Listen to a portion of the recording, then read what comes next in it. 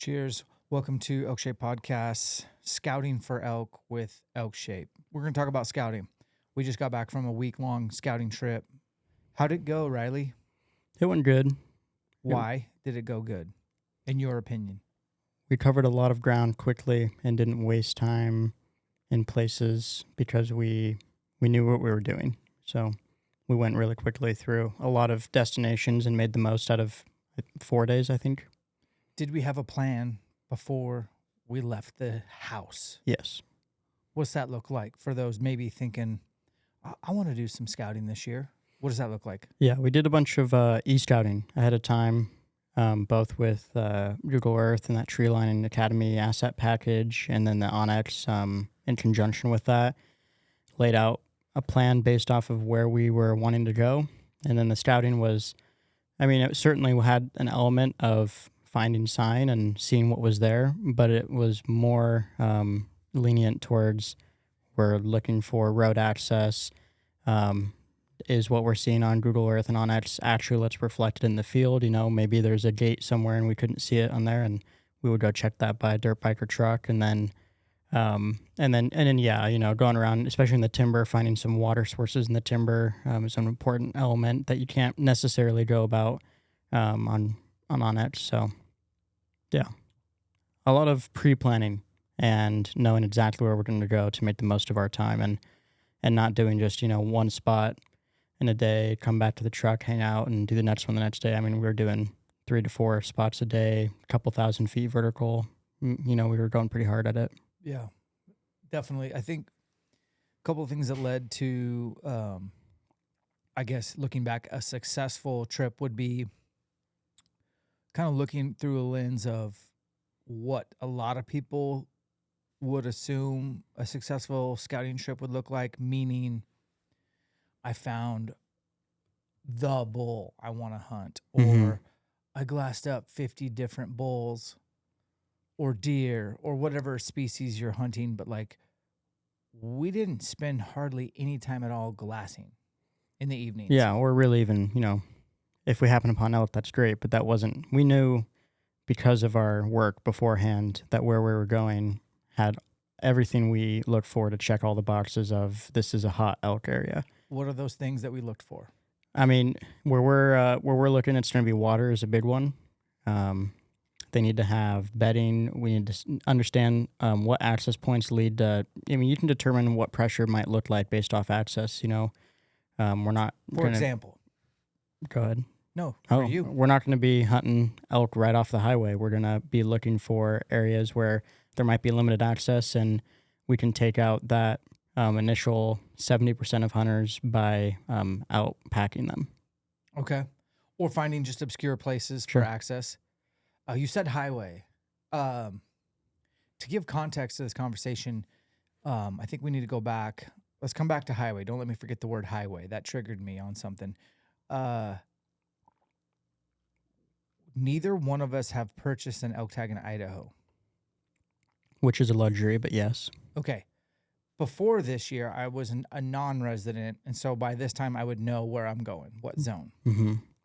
That never slowed me down to go into different zones. So Idaho groups units into zones. So you can say you draw a panhandle. That's units 1 through 9. That's a lot of units. Right. But you can hunt any of those if you have a panhandle tag. That's just one example. There's several zones throughout the state.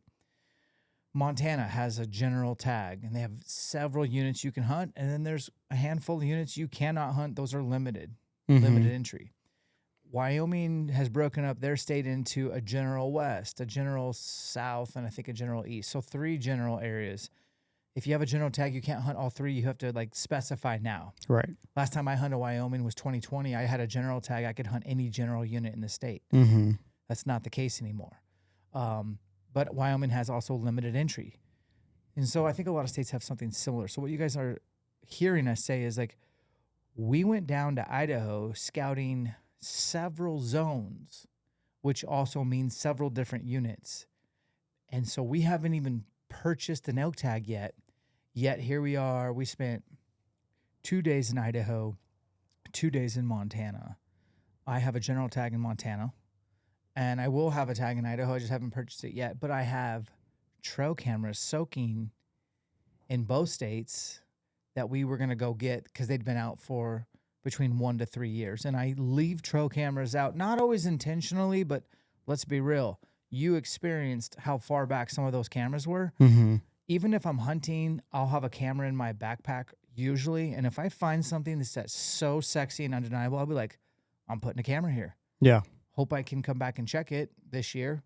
And sometimes I don't get a chance to come back and check it. And then the next year I don't. And so I have these cameras, kind of all these different cameras soaking. Mm-hmm. You know, obviously I'm always worried about them getting stolen. So a lot of times I'll use cable locks or a tree step to hang them high. But any determined person could get any of my cameras at any time, correct? Sure. Oh, yeah, for sure. Based on the 4 days of actual scouting, what was our loss in camera theft? We had one camera blatantly stolen. We had one camera's card stolen, which is, I think, worse. Mm-hmm. It sucks to finally go up to the camera after all that hike and it's there and open it and there's nothing. That hurts, man. And then one card I still would consider questionable.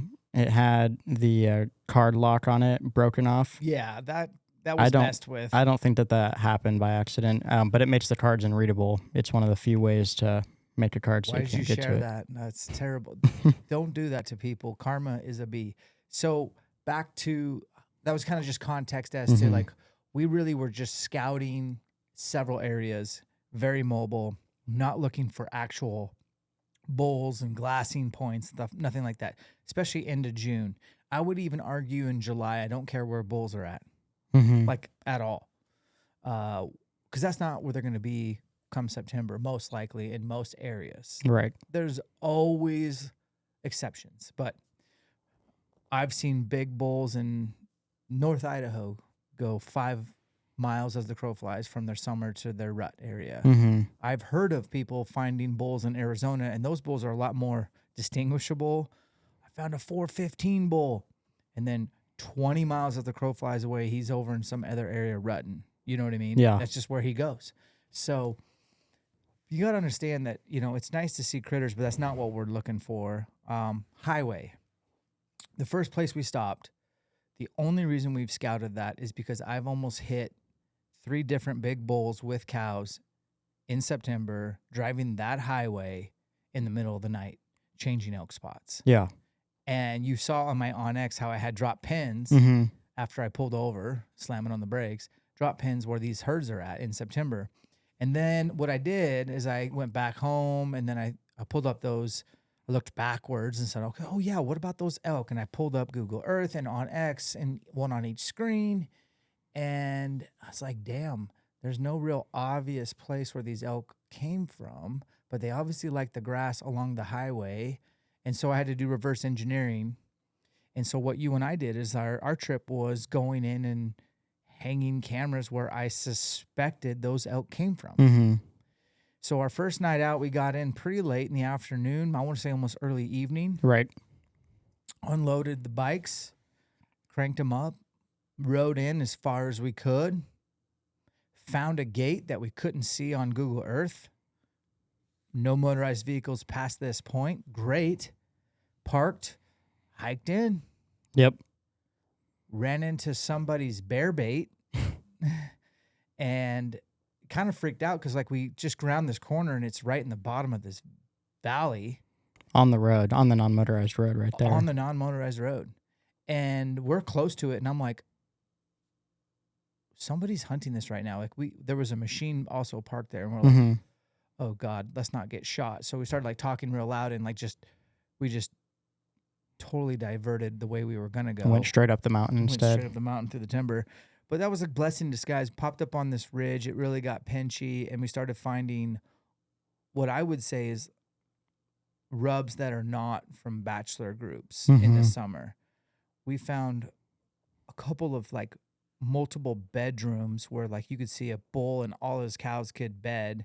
And he had a couple different rubs in his bed. Like I love when bulls will make a rub while sleeping on the job. Yeah. So lazy. I love it. A lot of times they'll just shove their eye guards into the tree and that's it. Or they'll get up and rake. And So we're seeing all this, like, this is a funnel, this is a pinch point, this is the elk like to bed on top of this ridge for whatever reason. They have multiple escape routes.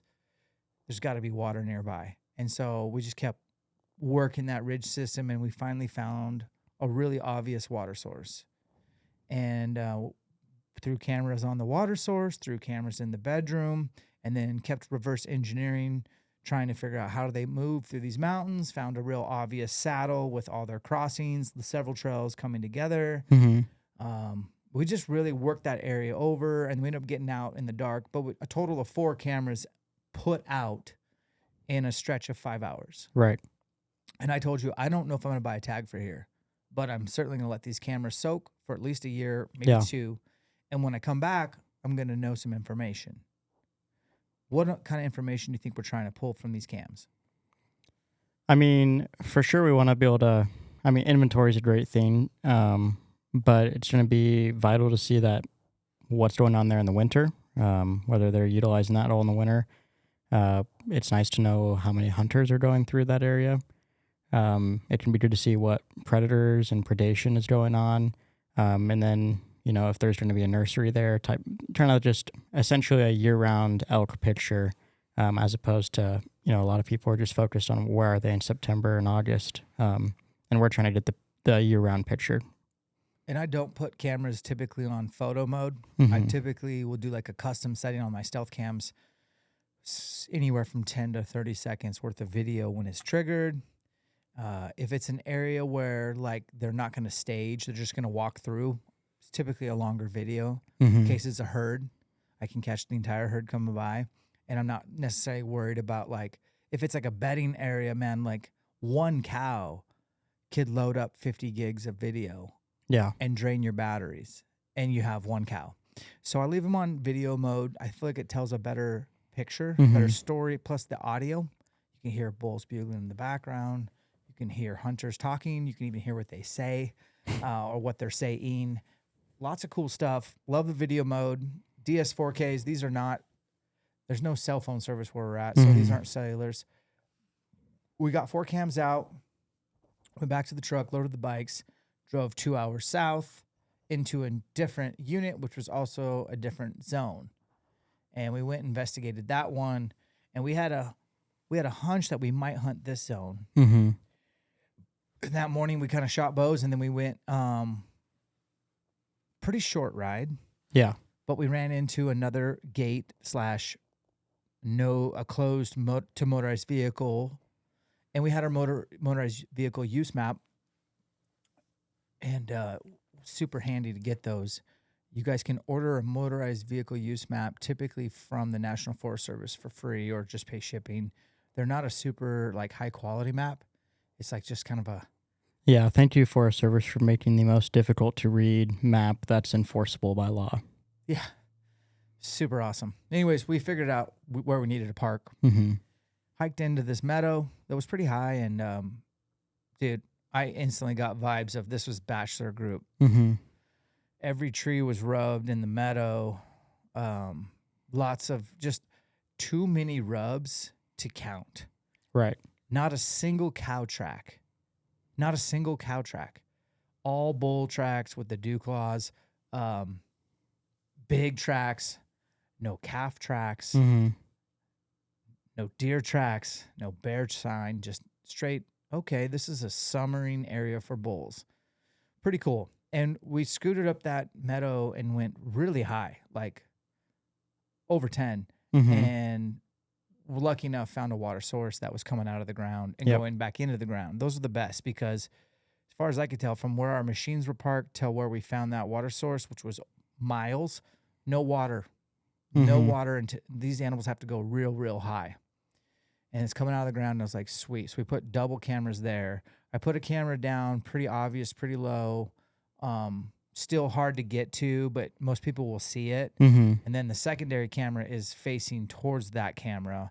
Really hard to see, 25 feet in the air with the Hunting Made Easy attachment that I can point it down. Right. And so if somebody does steal that first camera, they're most likely not going to see that second one, and they're both on video mode. Yeah. I cannot wait. Please steal that camera. No, please don't. I'm Mark Livesey, and I'm interrupting the ELKSHAPE podcast to talk to you a little bit about the Treeline Academy. I've created the e-scouting elk course and the Google Earth Pro Treeline toolkits to help you craft better hunt plans and a hunt strategy. When it comes to finding elk, e-scouting is the name of the game. And these tools and these techniques will absolutely help you find more elk on a consistent basis. If you'd like to read more about the toolkits, you can go to treelineacademy.net. And don't forget to use the code ELKSHAPE to save 20% if you decide to take a chance.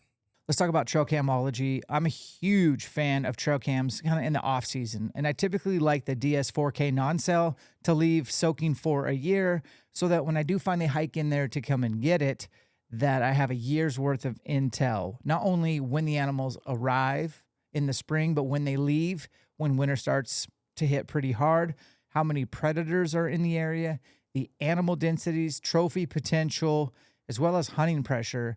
The cellulars are awesome too, where legal, and get a dual SIM, so AT&T and Verizon, so that you can get transmissions regardless of the towers. The command app, super easy to operate. Stealth Cam is my favorite, especially the DS4K.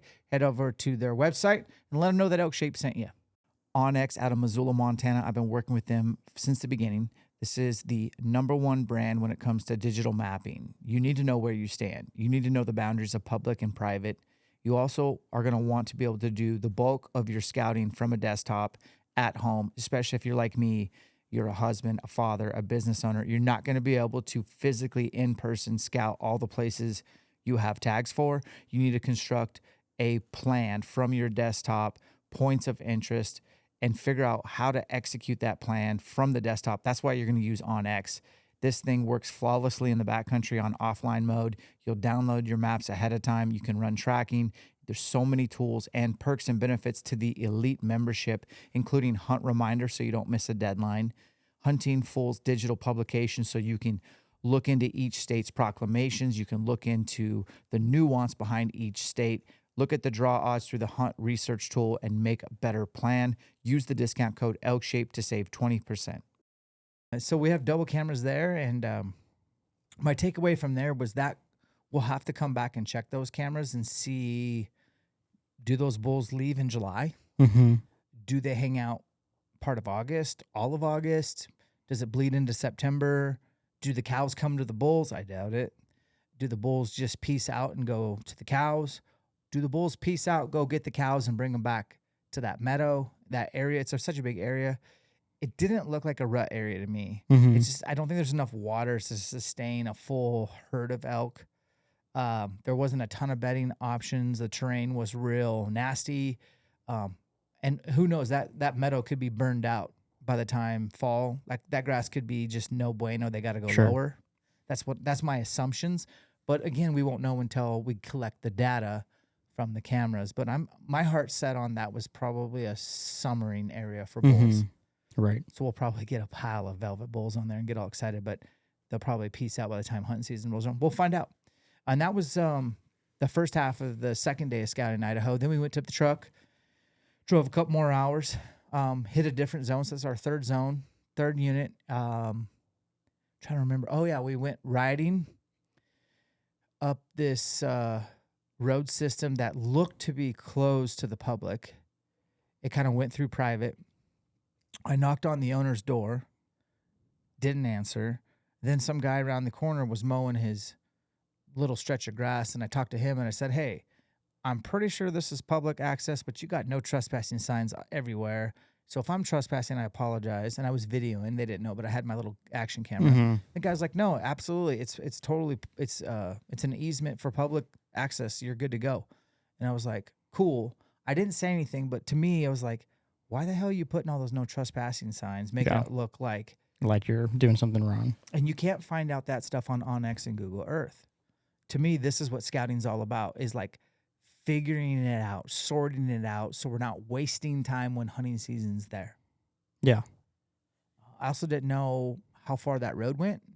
Now I do. Also know how long it takes to ride it in the daylight, so a little longer in the dark, but not a terrible ride. I know where to park legally, and we hiked quite a ways down into that valley and found a really productive saddle. Now, this is an area that I don't think we're going to hunt for the next couple of years, but we ended up using a DS4K, and I know that sucker is going to soak for the next probably couple of years, Yeah. a year or two at the least. And to get a trail camera to last that long is really tough. I use lithium AA's, 128 to a 256 gigabyte card. I have to put a delay of at least 5 minutes. So I set up for a 30-second video, and then I had the camera shut off for 5 minutes. I'm going to miss some stuff. But what I'm not going to have is like a moose come in. I've had this happen before and stay there for 24 hours and burn up your entire card of data and your batteries. But that'll be cool to come check and I'm back in a year or two or whatever. And then from there, we went back to the truck and we had just a little bit of daylight left. And I was pretty smoked, but we jammed down about an hour south and hiked. How much vertical do you think that was? Which one? This would be Jake Webb. Yeah. My good friend Jake Webb put one of my cameras out, never shared the waypoint, and told me recently, I've never got that camera out, Dan. I was like, oh, well, I'll go get it. And I had no cell phone service, and Jake has lost the waypoint. So you and I are going on a hide and seek. And it's like, it's up. You know, we're hiking up. It's not hiding an easy hide and seek. It was from the valley floor to probably, I don't know. I think it was at least 1,500 feet vertical. Yeah, it absolutely sucked. And it was our third big ascent of the day. Mm-hmm. But we finally made it to the timber edge where I figured Jake put that camera because I'd hunted that spot with him probably 5 years ago. And that's the way we followed the elk in. And you and I split up and took elk trails and we're just looking for my trail camera. I don't even know which one it is. We didn't find it, man. Looked everywhere. Never found it. That trail was so good, though, so we ended up putting a new camera out. Yep. Cut all the branches off the tree, used the latitude silent step ladder, climbed up about 15 feet in the air, got that camera pointing down on video mode. And that, to me, is like, I made sure there was no branches that are going to blow in the wind and trigger that camera. Yeah, for sure. And I put it on a 30-second video and then like only a minute delay because it's like a transition spot. They're never going to be milling around. It's just going to be coming through or exiting bedding. And I'd like to know how many elk bed there. When do they exit the timber? When do they enter the timber? When do the bulls go get cows? Is it a bachelor zone? It didn't look like a bachelor zone. There wasn't that many rubs, and the rubs were only along the elk trails, like signposts. Mm-hmm. To me, that's kind of like a transition for a herd of elk. Right. Not a bachelor group. So I think that was, so let me do the math. 1, 2, 3, 4. We got 4 cameras out that afternoon. We put 2 at that water source. That's 6. And the day before was 4. So that's 10 cameras in less than 24 hours. Mm-hmm. 10 cameras out. And now we're back in the truck driving to Montana at night, tired. And the goal is to go collect some trail cameras that I left out in 2023. Mm-hmm. And we are hoping that they're there. We're hoping to learn a better way to get to them than the way I did originally. Mm-hmm. And we'll also have a few other roads that look to be open for ATV, UTV, even trucks. And we wanted to see where they go. And we should talk about this next part. So we got there pretty late, slept in, shot bows because we were getting ready for Montana Attack, hopped on the bikes, and went on a really long dirt bike ride. Yeah. Like forever. And a lot of it was just gravel roads. I wish we had a UTV. It would have been nice to just have a conversation instead of just penning it in 5th gear and dodging moo 6th gear cows. for me. You did 5th gear. My bike's better than your bike. Yeah, but mine's cheap gas wise. Yours does better on fuel efficiency, but That's about it. But that's about it. So remember where we went way back into the mountains? Yeah. And we hit that beautiful lake, mm-hmm. and people had a truck up there, and they were fishing. Yep. Had this little pond, and it was absolutely beautiful. We're in Montana, and I'm looking at you, and I'm like, okay, this road keeps going. I can't tell based on the maps if it's legal to keep going. Yeah. And you're like, I can't tell either. And then we ran into a guy minutes later on a UTV, and he was like asking us, hey, wow, my dad just showed up to work out because I guilt tripped him on Instagram. I posted a story saying, hey, Dad, you don't work out. You have elk tag. You're 68, going to be 69 this fall, and you're not in good shape. Maybe you wintered well. You need to get going. It's July, dude. Let's go. It worked because he just interrupted the pod. He wanted to go work out in the ELKSHAPE gym, so pretty pumped about that.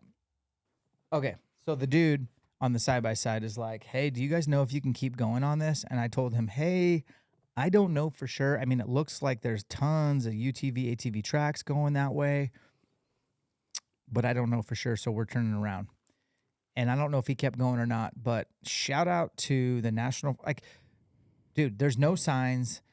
There was one little map up there, like, that was terrible. I couldn't read it. I couldn't interpret it. So this is where scouting failed. Like, literally, I'm going to have to make some phone calls, but at least I know which area to talk about and say, can I ride past this lake here? Yes or no? How far can I go?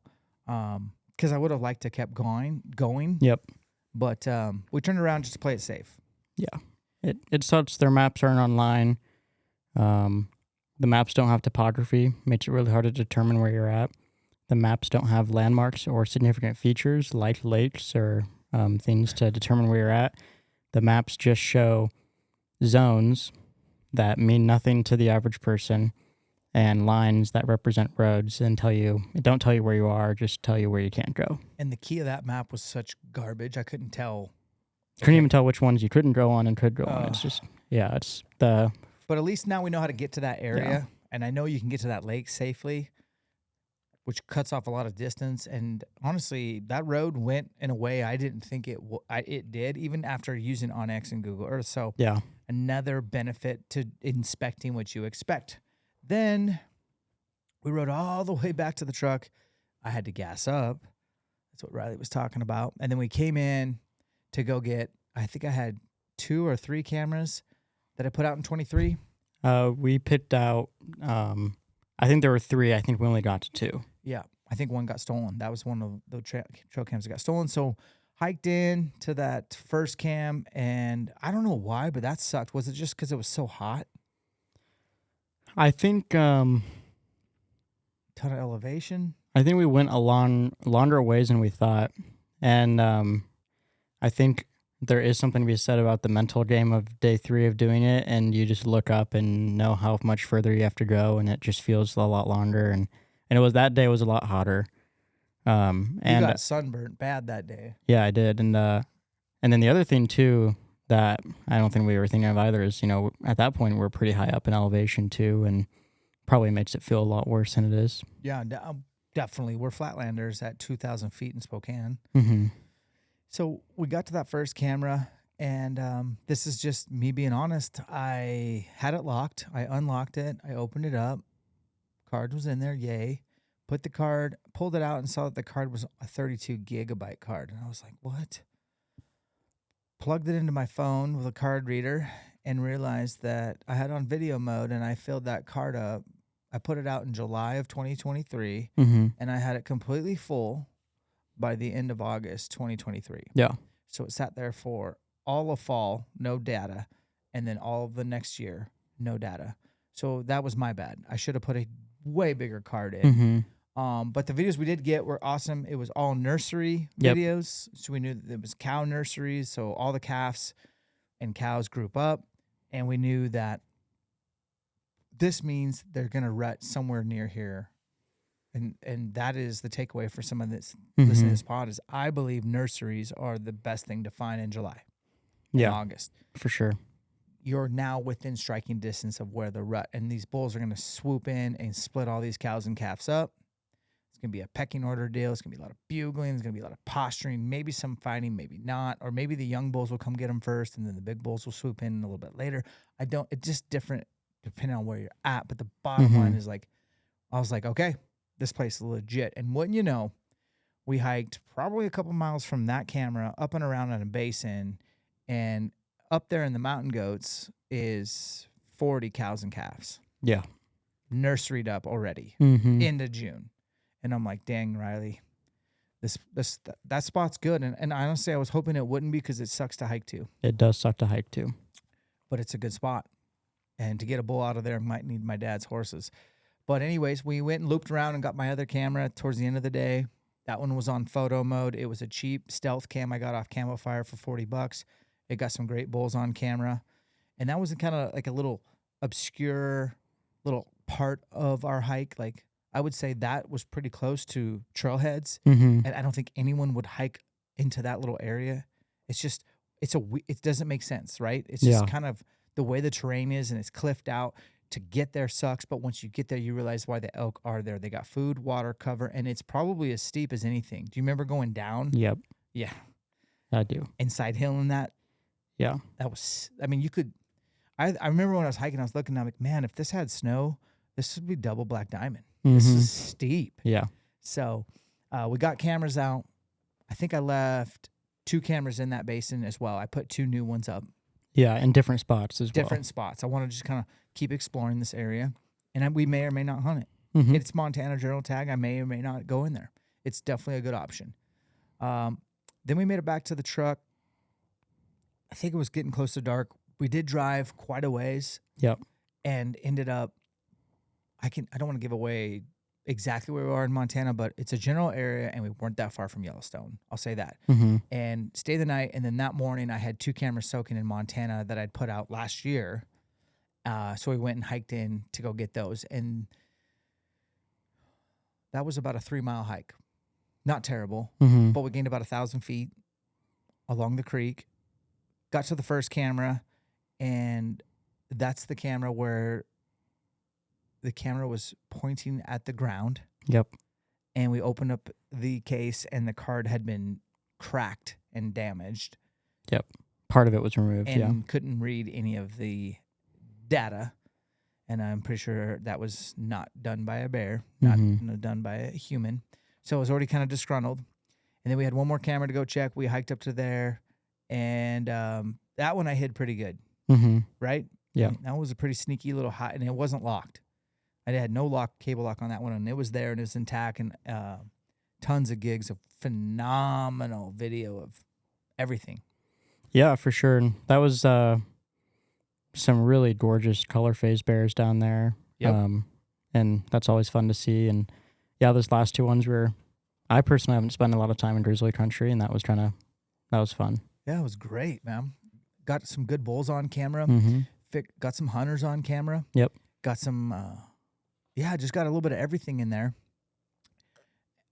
Liked that spot so much just for the trail camera that I put a new camera out, even higher, pointing down on that spring, and grabbed the old camera, hiked out with it. But we'll be back at some point because I left that camera there. I liked the spot. I thought the animal density was good, and I'd like to see if there's any bigger bulls in there, So when we made it to the truck and had time to hit up Yellowstone for the evening. Yeah, we did a long roundabout way to get to Red Lodge, basically, and worked our way through Yellowstone. And Yellowstone was okay, not ideal.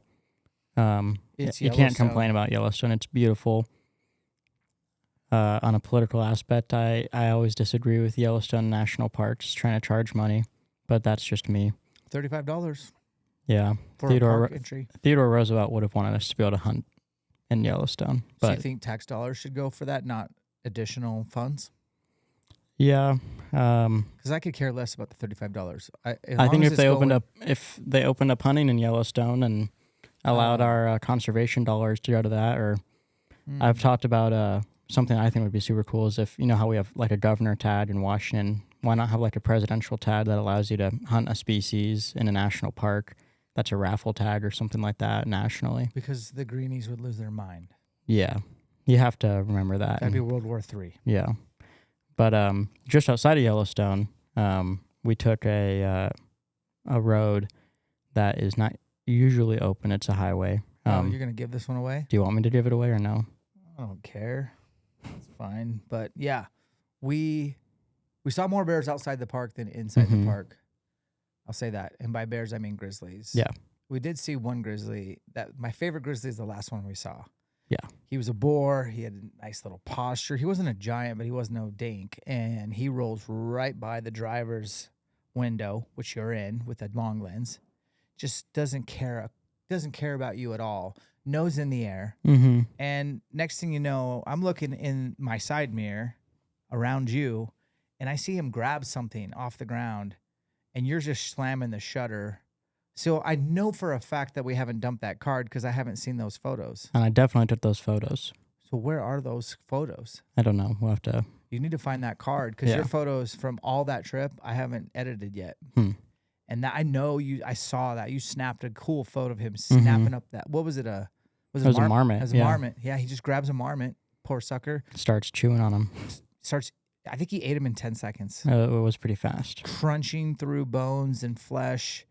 And we got on video and in photo mode. You have to get those photos, man. So, yeah, that was really cool. That was fun. Yeah, for sure. And then we have Total Archery Challenge right after that where we shoot against Bodie. And that video drops, what is today's date? So July 4th is Friday. 5th is Saturday, 6th, 7th.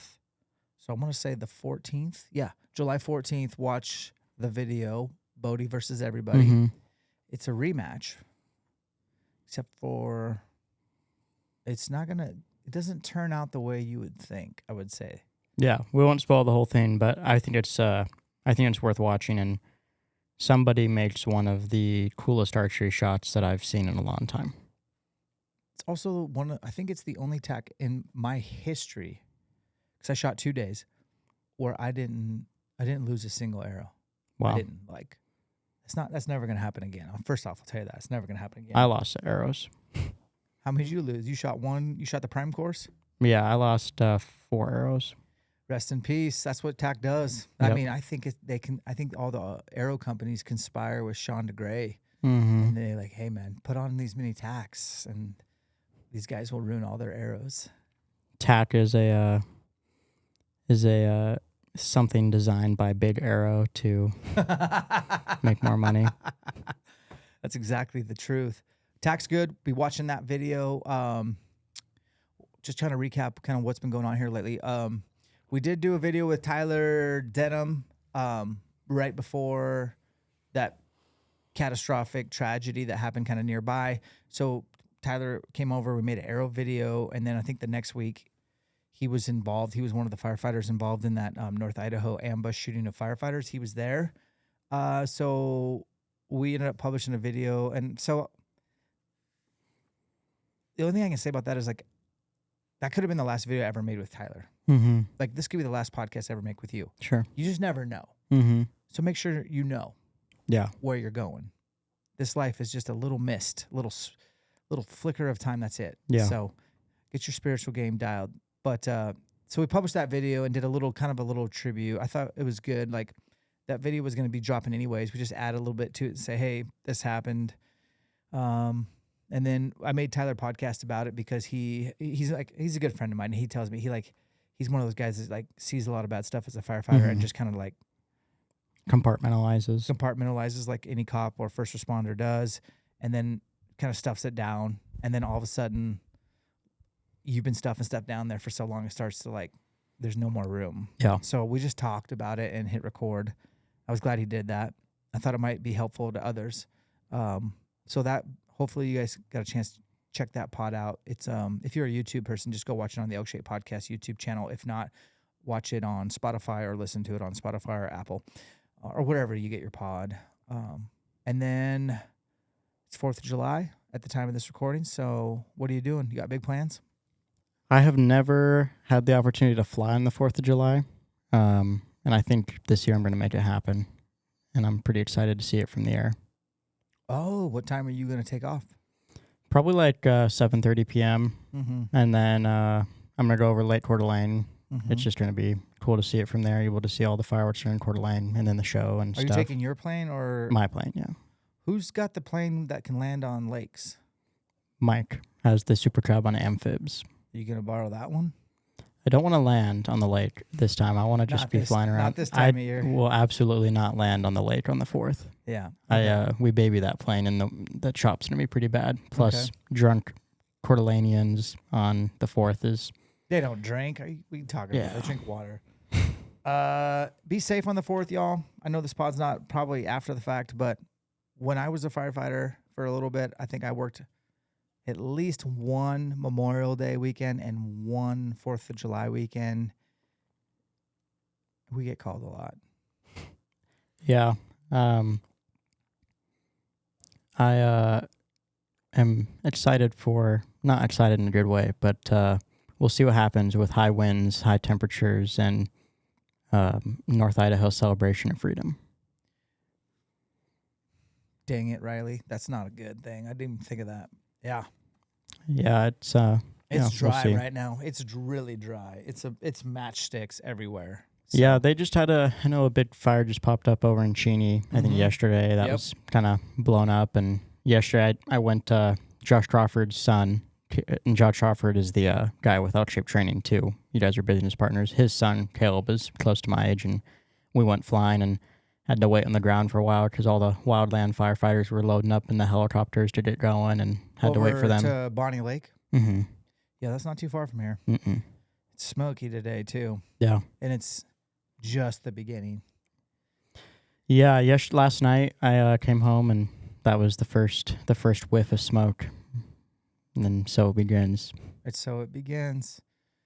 I think after the 4th, we're going to finish up some scouting here locally in the mountains for whitetail mountain bucks in Idaho and Washington. Those I will use sail trail cams, make mock scrapes, call Troy Pottinger, buy some mock juice from him, forehead gland, and make some community scrapes, put some mineral out, I have a gaggle of cellulars I'd love to get out, just get inventory on. I love hunting mountain bucks. Yep. Can't bait in Washington anymore. We'll have to really step up the scrape game and see what else. Got a lot of family stuff planned. Got some backpack trips in July. Some camping trips. I'm trying to think what else we got for content. I know we got the tax stuff. We got the Tyler stuff. We've got a Mark Livesay podcast coming out. That's going to be really good. That'll be probably the best podcast of the year. It's a long one, but I think it's got so much information that's like... It's juicy. When I was going to edit it, I almost wanted to take some of it out because it's like an unfair advantage. Some of that information is so good. I'm just trying to ruin hunting. What else? Oh, I know. We're going to leak some of the Easton study. Oh, yep. We're going to leak what we filmed, even though those guys are still extrapolating data. And they did a lot, so there's a lot of data to pull out. And I'm just going to show what we filmed. For sure. Even though I don't know what the hell the results are, I think I'm just going to publish what we got. Yeah. So that'll be coming out soon. And then we have finally in August our Locked In series. So, guys, Riley James and myself, we appreciate your support. Separation is in the preparation. We'll catch you on the next one.